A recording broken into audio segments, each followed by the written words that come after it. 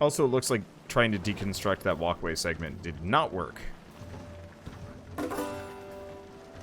Okay, so we found the seagull. We've rescued a seagull friend. I have no idea what seagull friend does. Steven. Steven can haul, fish, and salvage. Apparently. Holy crap, that's a productive seagull. Okay. Oh, we've got plastic. Yes. Okay. Let's see. We're probably not going to find any more science here, so I guess we're stuck with the small storage yards. But I'm going to guarantee this singular storage yard for plastic and plastic only. I think I might do that twice, and then we'll do that again with wood, just to guarantee space. I don't think it'll be a big deal, especially once I get the bigger storage yards, but yeah, not making this mistake again. Let's see. Also, while we're here, we can get the first desalinator.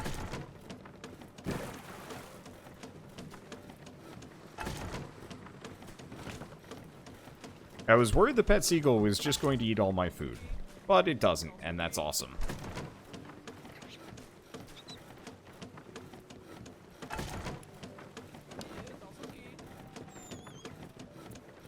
Let's see. So how much science am I still packing? 8. Well, you know what? Fish kebabs. It requires 14 metal, but we can get that metal. I'd like to get the storage yard, but that's kind of expensive on metal, and I don't have that much. But that way we can stop drying fish and we can just start cooking it. Because at this point, we're not hurting on wood nearly as bad as I thought. And if I have a bunch of these solar stills, I'll have to see how fast it produces water. But, like, if the end consequences, I just have, like, 10 of these, then so be it.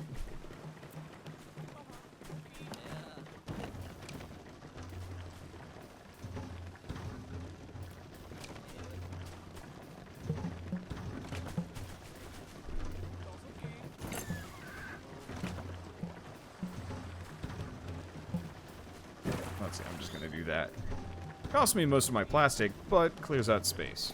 Okay, so you are nothing but plastic. And then we should probably take all the other plastic that we're starting to stock up on. And ideally, I'd like to come out of this with massive storage space.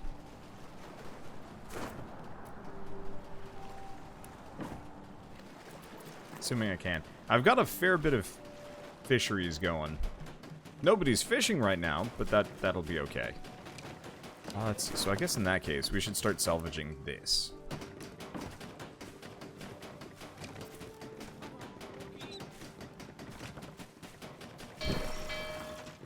I don't think I'm going to have another crossover bridge.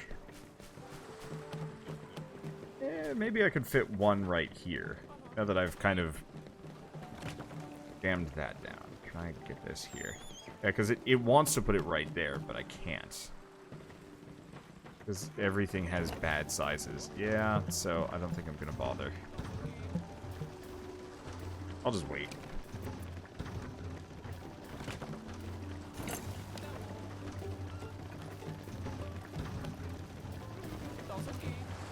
Is there like a stop snapping button? Shoot. No such thing. Alright, whatever. That's fine. Also, thank you, Comrade Burrow, for the 9-month resub. I'm subbed as long as the average human gestation period. Yay. That is an uncomfortable sub statement. Ah. Okay, so how much does this produce? Freaking slowly. What will you name your Twitch baby? It better be Wah. Like all Twitch babies.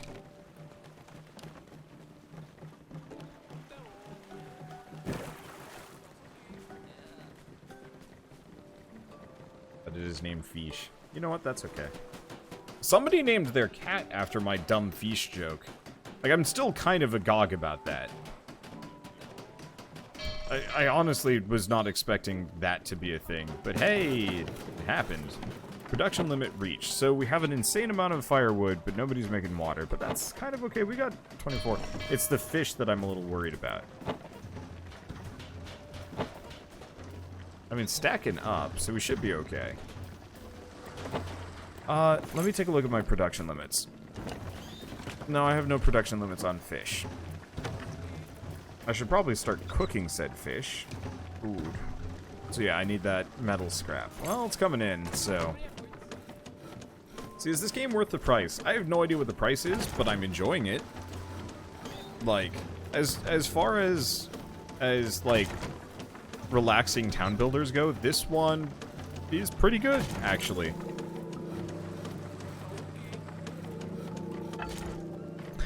Torchlight, you named yourself Furret and your dog Cat. Hell yeah. Like all dogs should be named. If I ever have a dog, I'm probably not going to name a cat, because I don't think Shell would ever appreciate that. But honestly, I'd probably end up getting a cat, and I don't think I'm going to be able to name it Dog. Unless we get 2 cats, at which point I'm going to demand one of them's going to be Dog, and then Shell can name the other one. The other one's probably going to have some kind of sweet name. Shell prefers herbivores. Okay, well that's fine. And honestly, it kind of makes sense. Well, if I get a ferret, I'm naming it a cat. I'm naming it Cat Snake. Yeah, ferrets are cute.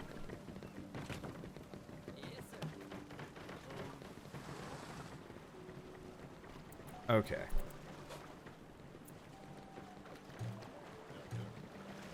We do have 3 fishing boats, right? Yeah, it's just nobody's unloading that one. Why? Probably storage space still. Storage capacity. Yup.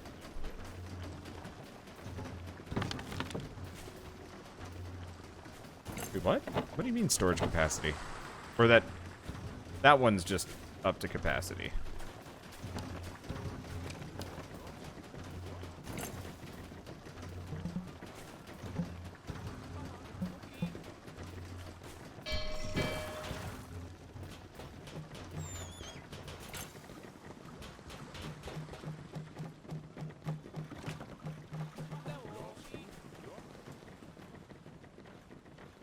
Yeah, I don't know how I want to organize these things in the future. Better, yes. I just don't know how to do better.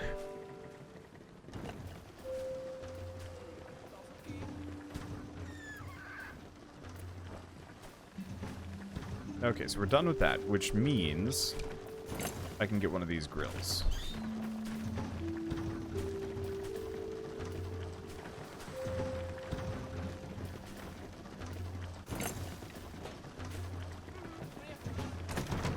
Gonna put it there. I might want to get a storage specifically for fish and dried fish out here. That might not be a bad idea, especially, yeah, maybe get rid of one of these drying racks.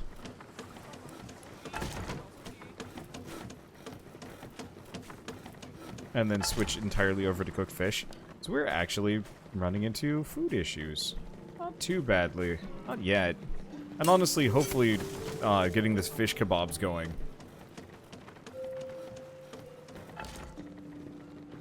Let's see. So how much is this game? Seeing as we're on that topic. Store page. The answer is they're charging $22 for this game.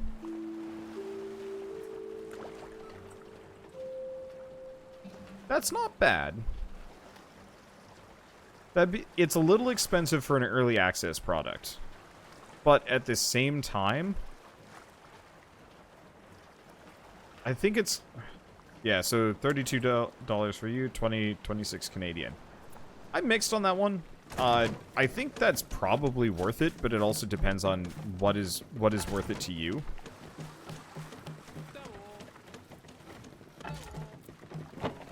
Okay, how am I doing on that? I'm doing okay. Food's still coming in. We're not hauling in enough of it, but it's okay. I think.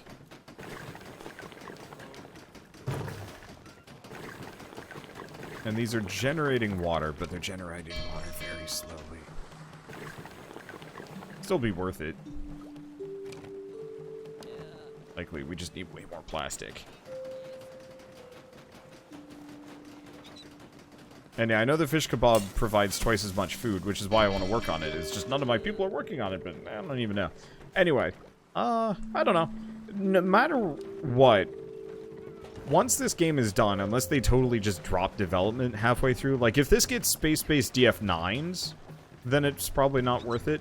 But if this early access period, you know, irons out the bugs and then adds a lot more, like, depth to it, I think you'd actually have a pretty dang satisfying game. As it stands now, I would say that price point is very worth it if you want to support the development of this game and, you know, want to see it to completion. I don't know. I mean, it varies hard on a person-to-person basis and so on and so forth. It's very hard for me to say, like, is this worth it? Because, like, I would have bought this had they not sent me a key. But they sent me a key, so my value is kind of skewed as a result. I think that's also just kind of a me problem of just, this is how my life works. Okay, so I'm gonna turn that off. So no more recipes selected. We'll finish drying those 3 fish, but hopefully we can just cook an insane amount of nimble fish. Admittedly, this is not a passive producer. I guess I'll switch that one to dry wood. We might as well just have these going with dry wood for a while.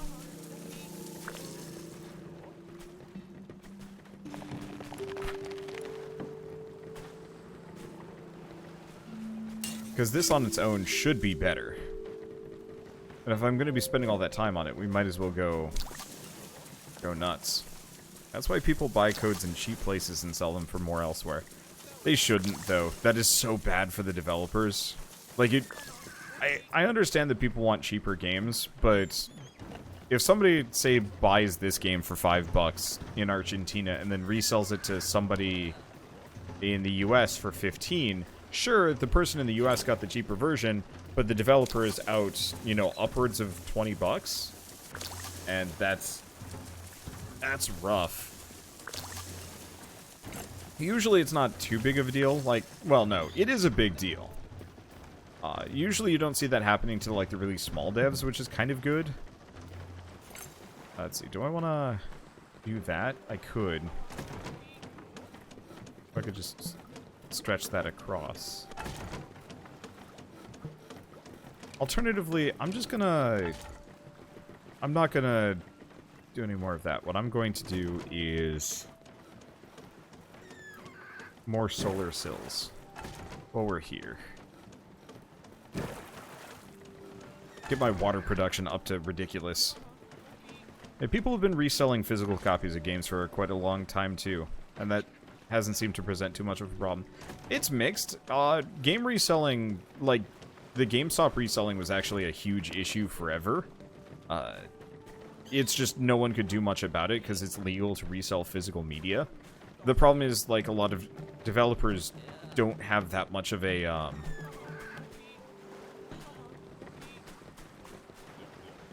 they don't have that much wiggle room, and that is kind of the issue.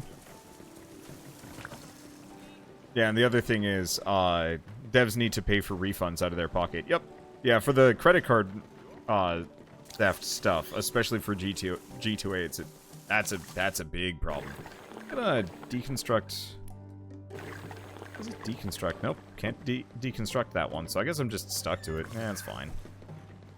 I don't know. It's kind of an awkward topic because there's no, like, good answer, because one answer is anti-consumer and one is kind of anti-developer. I think the main problem is if people start going really hard on the used games market for, like, digital games especially, and indie games, what percent of indie devs ever created physical media? Very, very few. There's not much of a market for it anymore, and, you know, by the point physical media even comes out, it's usually too expensive. It's a mix. But a lot of the physical media production companies that start for, like, indie games actually have shut down. I got contacted by, like, a number of them, and I felt bad because I kind of just ignored them.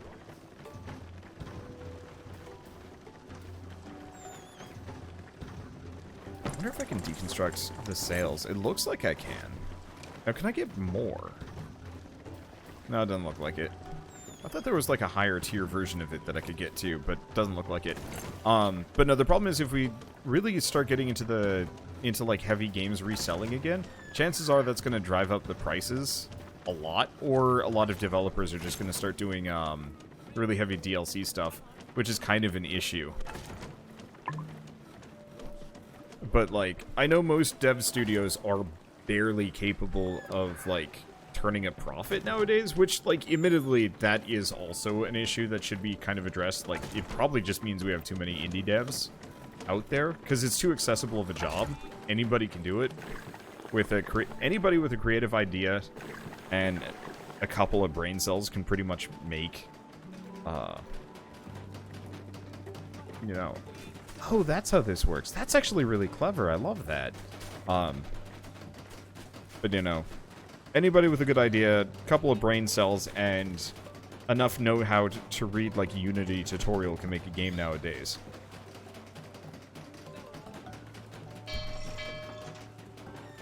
Yeah, Steam will be fine. If they're forced to allow reselling, they'll charge a fee to resell, and it'll be fine. Steam will be fine. It's the devs that are the problem. I mean, if the devs get a cut of every single resale, it might be okay, but even then, that'd be rough. Because, like... Say you get... let's see, what is it? You get 70% of a sale on... Like, on a sale on Steam. So, if somebody bought... this game, for example, they would get, what? $17.50. The devs get $17.50 per sale of this game. If you resell that, say, for $10... and the devs still get a fee out of that, but not nearly as much. You know, say if the fee is only $2, devs get 70% of that. That's a lot less. Like, yeah, honestly, I think Steam just wouldn't facilitate the reselling at all, maybe. No, they'd probably want to hop on it.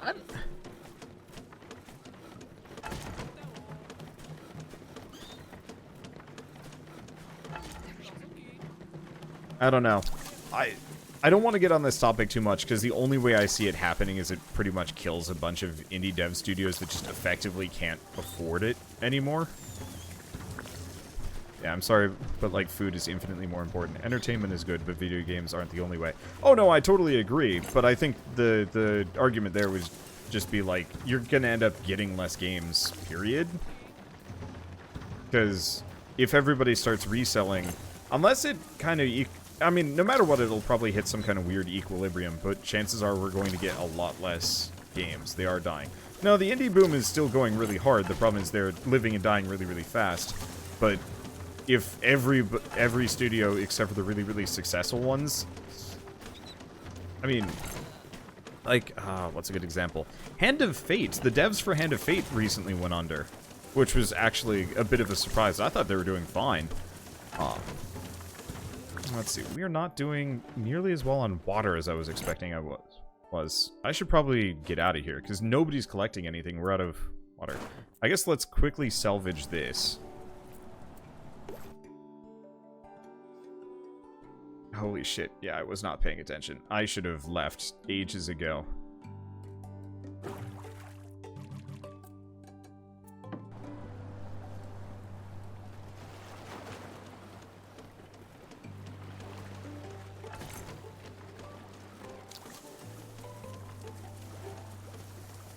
But yeah, I don't really know how it'll work, but chances are it's not going to be a particularly pretty situation if and when...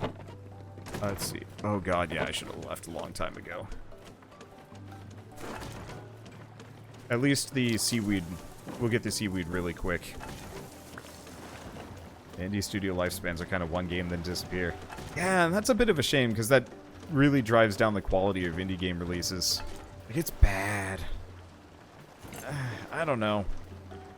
I don't know how to really say this one, because I'm not a very good economist. There are devs who are way more invested in this than I am. I'm not sure what I would do to my job, like game reselling. I'm probably going to be big enough that I'll be able to just kind of coast off of nostalgia and the games that do survive? I don't really know. But yeah, the games can't rely on sales for money. They'll have to rely on other sources. Yeah, it's my main fear is that we'd end up seeing effectively what happened to mobile gaming happen to PC as a reliable cash source, and that's terrifying. Because imagine if this game was like, I see you're running out of wood. You want to buy some wood for $1? And I'd be like, no. I mean, I'd probably start cheating left and right to kind of rebalance it, but then they'd probably have anti-cheat measures, and it'd just go bad no matter which way it gets done.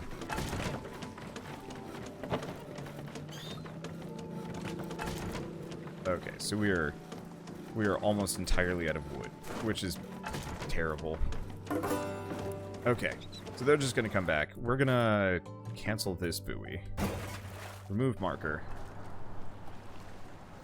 I don't know what happens when I leave if one of my boats is out, but I don't want to deal with it. I think your seagull requires a house, which is odd. Holy shit, it does. Maybe? Well, we'll deal with that on the next island.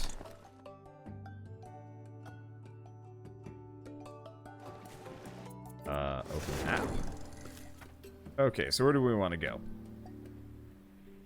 I'm gonna go down. We're gonna head to the abandoned town. I'm hoping we can get some more oil on one of these 2 locations. If not, well, one of these 3 locations. If not, I don't know. I don't know how it's gonna go. Okay, so we can keep going.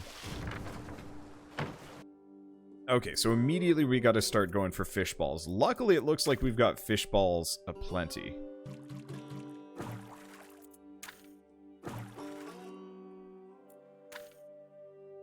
And hopefully we can cook most of it, too. Another fish ball. Because fish and wood are like the 2 things that we need. Luckily, we're kind of running to the point where we don't need too many more resources. Do I see any more fish balls just kind of floating around out here? I think that's all of them. But no, I have concerns about, like, heavy reselling happening. Oh, I did passive fish. Like I said, they're kind of hard to spot. This one? No, that already has one. Already got those. Oh, this one? No, this one. I guess part of the reason why the whole games reselling thing worries me is because it's so easy to do it digitally. Like, how many of you have resold games in the past? How many of you are old enough to have, like, been really involved in game reselling?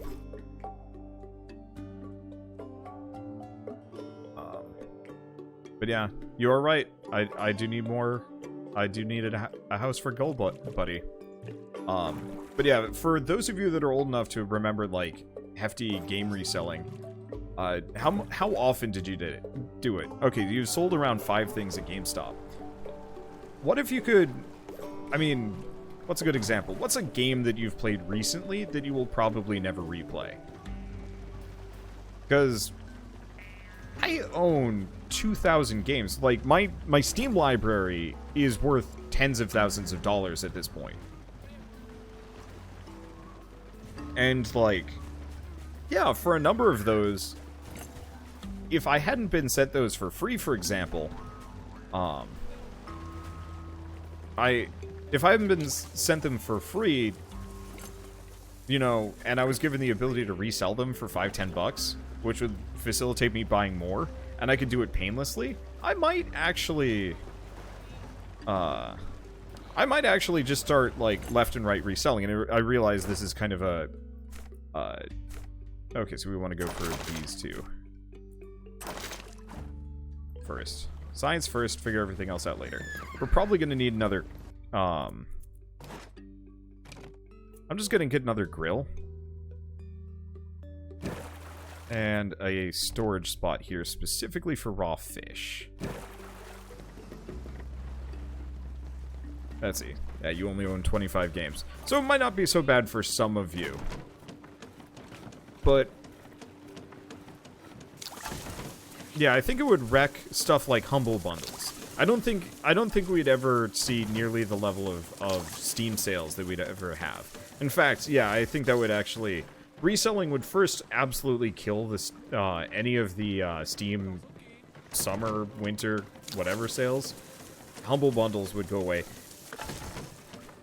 Let's see, why shouldn't you be able to resell something that you own? I think being able to resell your stuff is okay. I think the problem is the way that the internet is organized. Being able to just freely resell everything would tank the market in a really, really bad way. It might not, but like my worry is that like you'd have a bunch of people that would buy say, what's a good example? Doom Eternal's coming out next month, I think. I think it's coming out in either October or November. Doom Eternal comes out $60. Bunch of people buy it, play through it in, you know, a week, and then resell it for $50. Suddenly, Doom Eternal is not worth 60 anymore. It's worth 50 because the key, there's no deprecation on quality, so you can keep selling that key down until the price is dirt. But what you can do is you can resell it for slightly less than what you paid for it, so you end up getting Doom Eternal for $10. But now nobody's going to buy that new version because they can buy the resold version. And so I think what's going to happen is we're probably going to see reselling happening in like France, maybe. Or Steam just pulls out of France. Like, actually, yeah, that's more likely. Steam's probably going to pull out of the countries that allow digital reselling first. I don't really know. And until the world can, like, kind of match some of this stuff, it's a bit spooky. Uh-oh, we need firewood. We need dry wood.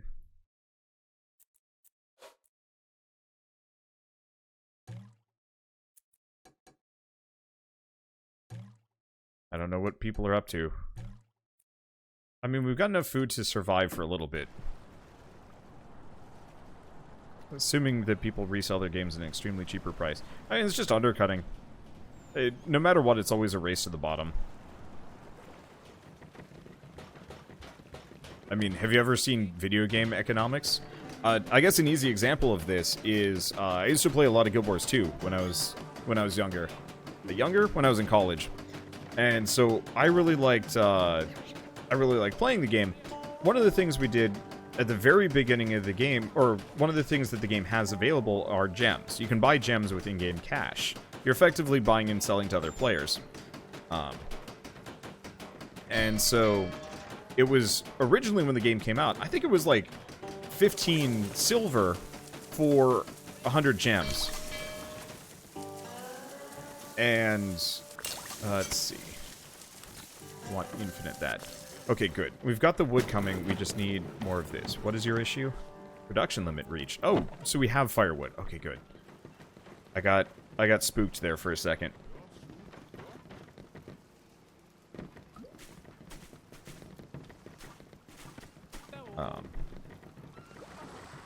Let's see, what was I saying? Right. So the gems. I need to build a house. That's what's sitting on my mind. I'm like, I'm missing something that I've forgotten here, and I need to do it soon because my poor seagull buddy hasn't slept in days, and I feel like a dick. Let's see. Can't get anything there. Can't get anything there. Could get a house maybe in here. Nope. Could get a house there. Well, seagull buddy can fly. Oh, right there. I can't put another dock down. Perfect. Oh, let's see. But so originally, it was like 15 silver or less for 100 gems on Guild Wars 2. Which, like, I think it's multiple gold for 100 gems now, give or take. But effectively, what happened is people kept buying those gems, driving the price ever upwards. And because it's a limited, well, not a limited... It's an unlimited commodity, but, you know, it equalizes out to what people are willing to pay for it, kind of. And so with games and stuff, chances are, yeah, everything would just kind of slowly bottom out, because they're... The only way that reselling would kind of work now that I'm thinking about it, the only way I think it would actually work is if Steam bought it back and then resold it at whatever the price. Because that's how games reselling with GameStop works. So yeah, effectively Steam would become GameStop of itself. But even then, like...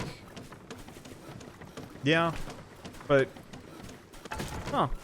Yeah, that would kind of work effectively. It would be this weird, like, subscription system where you pay 10... so you buy Doom Eternal, and then Steam buys it back from you for $50. And then resells it back at whatever the Steam standard price is. You wouldn't have Steam summer sales anymore, but... So, effectively, you'd be paying this kind of weird subscription system per game, where you can resell it to Steam, they'll buy it back from you, and then just keep the price standard. That's the only way I can think of it working, without it being insane. Which, you know, in retrospect, that actually would almost work really, really well.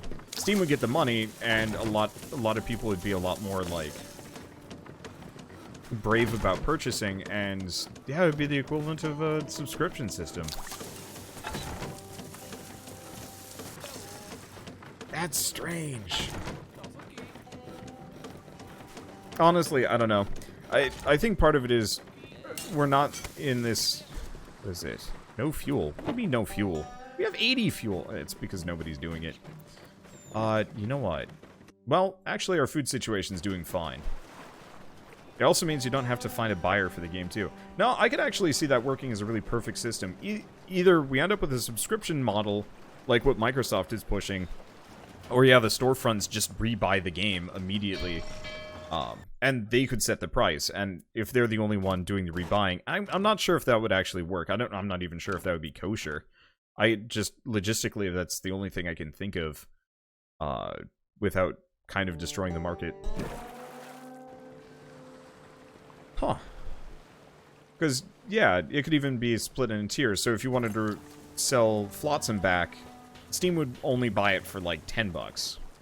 Just in general, 10 or 15 bucks, kind of depending on like what the price point of the game is. That'd be weird. And to be honest, I don't mind the subscription model that Microsoft's pushing. It's a nice way to play a ton of games you've been wanting to play. No, I think Microsoft's subscription model is actually really solid.